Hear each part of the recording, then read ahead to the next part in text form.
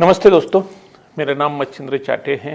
मैं मुंबई से हूँ और महाराष्ट्र में चाटे कोचिंग क्लासेस के सेंटर्स चलाता हूँ। पिछले 35 साल से चला रहा हूँ और अभी तक हमने चाटे कोचिंग क्लासेस के माध्यम से करीबन 13 लाख बच्चों की पढ़ाई की है। दोस्तों, हाल ही में गवर्नमेंट ऑफ इंडिया ने गाइडलाइंस इश्यू किए हैं टू रेगुलेट कोचिंग क्लासेस।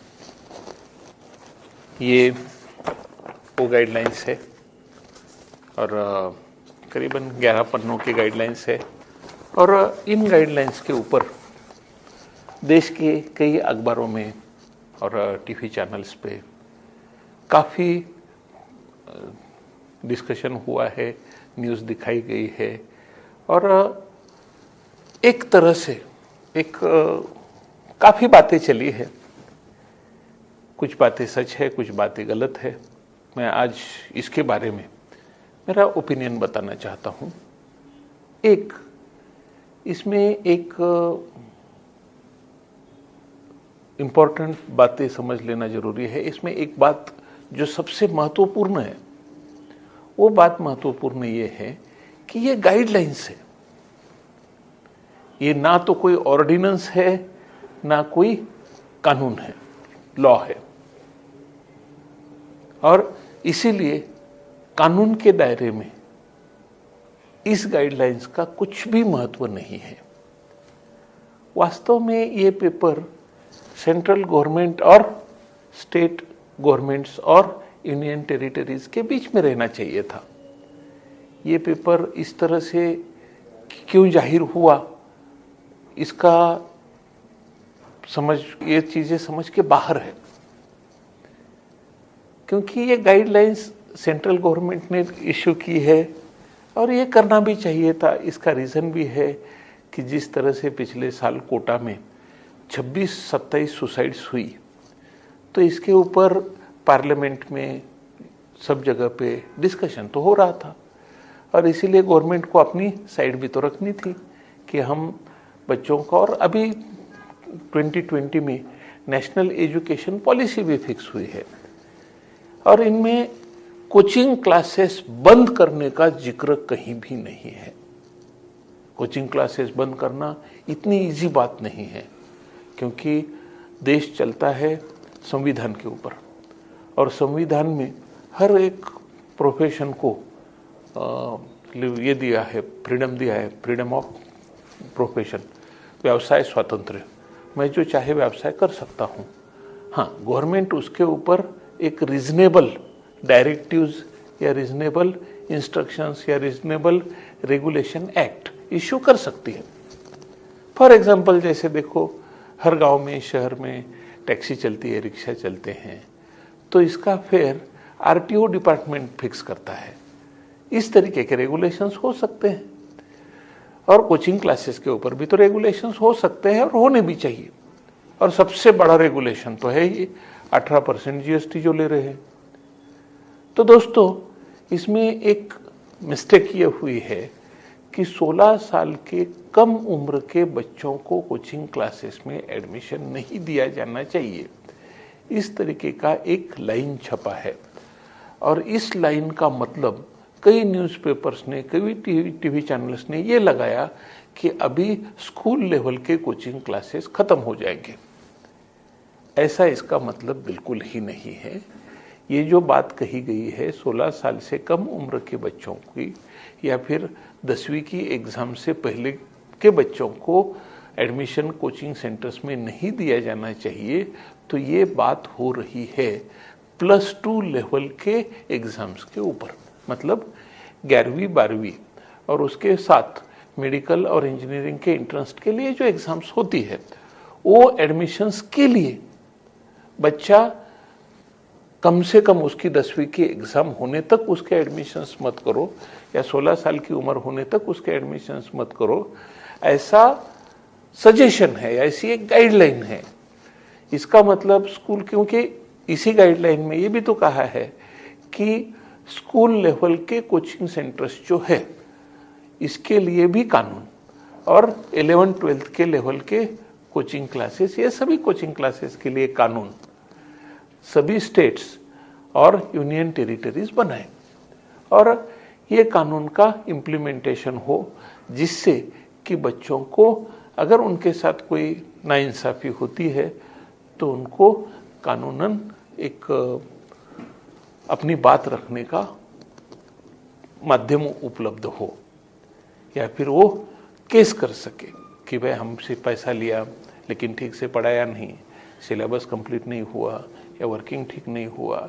इस तरीके की एक कॉम्पिटेंट अथॉरिटी राज्य में और केंद्र शासित प्रदेशों में हो, ये इसके पीछे का मकसद है। यहाँ कहीं भी 16 साल से कम बच्चों के सभी क्लासेस बंद हो जाए, ऐसा कहीं भी ना कहा गया है, ना ऐसा हो सकता है। एक बात हमें ये भी समझ लेना चाहिए कि एजुकेशन, स्कूल लेवल एजुकेशन, ये हमेशा स्टेट गवर्नमेंट्स और यूनियन टेरिटरीज के दायरे में आता है। इसका सेंट्रल गवर्नमेंट से या गवर्नमेंट ऑफ इंडिया से डायरेक्ट कनेक्शन नहीं होता है। और ये भी बात ये गाइडलाइंस में कही गई है कि हम इसके लिए कानून नहीं बना सकते। इसके लिए जो कानून बनाने हैं वो अपने अपने ज्यूरिडिक्शन के लिए वो स्टेट गवर्नमेंट ने या फिर यूनियन टेरिटरीज ने ही बनाने चाहिए। मीन्स फॉर एग्जांपल मेरी क्लासेस महाराष्ट्र में चलती है, तो महाराष्ट्र में चलने वाले क्लासेस के लिए महाराष्ट्र गवर्नमेंट कोई कानून बनाए ताकि जो बच्चे क्लासेस को जाते हैं उनके साथ कोई इनजस्टिस होता है तो वो बच्चे वहाँ फिरियाद कर सके या वहाँ अपनी कंप्लेन रजिस्टर कर सके। लेकिन ऐसा कानून महाराष्ट्र में तो अभी हाल ही में लागू नहीं है, लेकिन कई राज्यों में ये कानून बने हुए हैं। गोवा में बना हुआ है, राजस्थान में बना हुआ है, बिहार में बना हुआ है, कर्नाटक में बना हुआ है, तेलंगाना में बना हुआ है, आंध्र प्रदेश में बना हुआ है और कई राज्यों में ये कानून है नहीं। तो जो राज्यों में कानून नहीं है वो लोग कानून बनाएं, और जो राज्यों में कानून है वहां किसी भी कानून में 10वीं तक के क्लासेस मत लो या 16 साल के अंदर के बच्चों के क्लासेस मत लो। इस तरीके का कानून किसी भी स्टेट के कानून में नहीं है। तो जाहिर है कि अननेसेसरी पैनिक, जिस तरीके से न्यूज़ चलाई गई थी चैनल्स पे कि 16 साल के बच्चों के लिए क्लासेस के रास्ते बंद, क्लासेस का दरवाज़ा बंद, अभी बच्चे 16 साल के बाद ही क्लासेस ज्वाइन कर पाएंगे, या फिर कोचिंग क्लासेस ने पहली बार गलती की तो 25,000 रुपये का फाइन लगेगा, दूसरी बार गलती की तो 1 लाख रुपए का फाइन लगेगा, तीसरी बार गलती की तो रजिस्ट्रेशन कैंसिल हो जाएगा। अरे भाई, पहले कानून तो बनाओ, कानून बने, वो कानून की वैलिडिटी चेक हो और कानून टिके।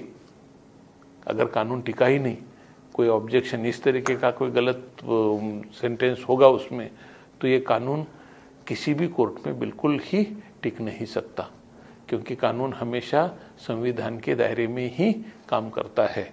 अगर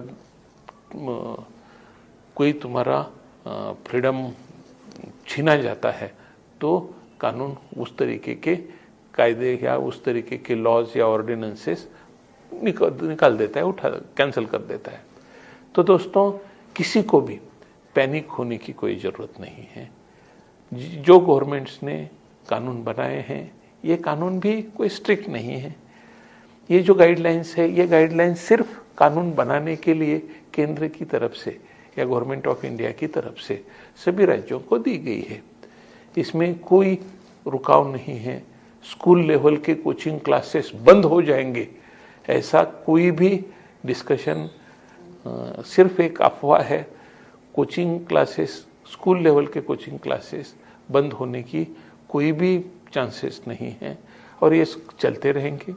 कानून आएंगे तो कानून अगर वैलिड है, कानून ओके है और ठीक होने भी चाहिए, क्योंकि अगर कोई क्लासेस वाला बच्चों से पैसे लेता है और उसका सिलेबस कंप्लीट नहीं करता या उससे पढ़ाई करके नहीं लेता या उसने जो प्राइमेसेस किए हैं वो फुलफिल नहीं करता, तो बच्चों को आज की डेट में चुप ही बैठना पड़ता है। लेकिन अगर कानून का दायरा हो, कानून हो, तो फिर बच्चे वो कानून के पास जा सकते हैं, एक कॉम्पिटेंट अथॉरिटी को कंप्लेन कर सकते हैं। कॉम्पिटेंट अथॉरिटी फिर उसका रास्ता निकाल सकती है, सॉल्यूशन निकाल सकती है। गाइडलाइंस में ये भी कहा गया है कि अगर किसी कोचिंग क्लासेस वालों को किसी बच्चे के ऊपर या पेरेंट्स के ऊपर कोई कंप्लेन है तो ये लोग उसके खिलाफ भी कंप्लेन कर सकते हैं। तो दोस्तों, जो कुछ पैनिक इस देश में फैला हुआ था, बच्चों में फैला हुआ है, ये पैनिक ख़त्म करने के लिए मेरी ये रिक्वेस्ट है कि जो कुछ गाइडलाइंस में कहा गया है, ऐसा कोई कानून ना बना है, ना बनने वाला है, ना 16 साल के छोटे, हाँ, जो +2 लेवल का एजुकेशन है उसके लिए ये जो गाइडलाइन है, ये गाइडलाइन का रिस्पेक्ट किया जाना चाहिए।